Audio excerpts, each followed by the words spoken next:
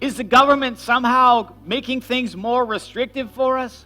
Yeah, I think you could say that. But I would ask you this, as your pastor, is the government keeping you from loving Jesus? Is the government keeping you from digging your faith roots in deep instead of going back to Egypt? Is the government keeping you from sharing hope with your neighbor? No. And think about this, for us here at Living Hope, we've taught financial peace for a long time because I know there's a lot of financial stress and people are worried about this and bankruptcy situations and to that's all real and that's all situations where we need to reach out and we need to help people. But I would remind you that we have, as Christians, listened to Dave Ramsey and we have gone through financial peace, and so I'm sure we have got that 3 to 6 month emergency fund that he told us that we should have. For 20 years he's been telling us that. I'm sure we have that, right? We are ready for this moment. The government has not kept us from doing that.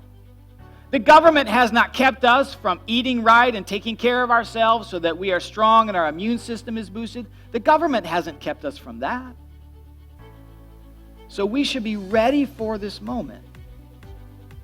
And before we rail against the government, maybe we should look in the mirror and look into our lives and say, am I doing what I need to do? Have I done what I needed to do so that I am ready for moments like this? You see, the New Testament warns us that these seasons will come, and we as Christians should be ready. But, Pastor, they're trying to shut down the gospel. No. Listen, judging by how often people share their faith, it's not the government that's the biggest hindrance to the gospel. It's not the mythical they, it's us. Judging by how many Christians actually share their faith with people, the government isn't the issue. It's us.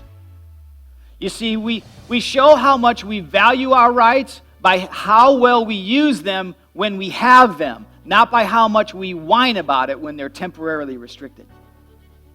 And so, judging by how often most Christians will never lead anybody to Jesus in their lifetime. That is not the government's fault. We need to look. Well, Pastor, they're trying to shut down the churches. Come on, really? Is that what's happening? Listen, the American government is not the biggest enemy of the church. The biggest enemy of the church is our apathetic attitude toward the things of Christ. That's the biggest enemy of the church. It is apathy within the church. Pastor, they're trying to shut down the church. Brother, I have not seen you at a prayer meeting in 20 years. What? Where have you been? I can't get you to pray with your wife. I can't get you to tithe. So many Christians in the church world aren't even giving. They're not serving in their own church. Why? Because they come to spectate. They come to be entertained. We will fill stadiums with Christian entertainment, and I've sat through hundreds of empty prayer meetings. Don't come at me with the government's trying to shut down the church. The biggest enemy of the gospel propagation being stifled is the apathetic attitude of Christians toward the things of God. That is the biggest enemy of God. And this situation, I think, perhaps is revealing in it. It's revealing that whole situation, that whole apathy that we have. And so rather than hide behind protest because we have rights, we should be on our face before God because we have wrongs as well. That's what we should be bringing to God right now.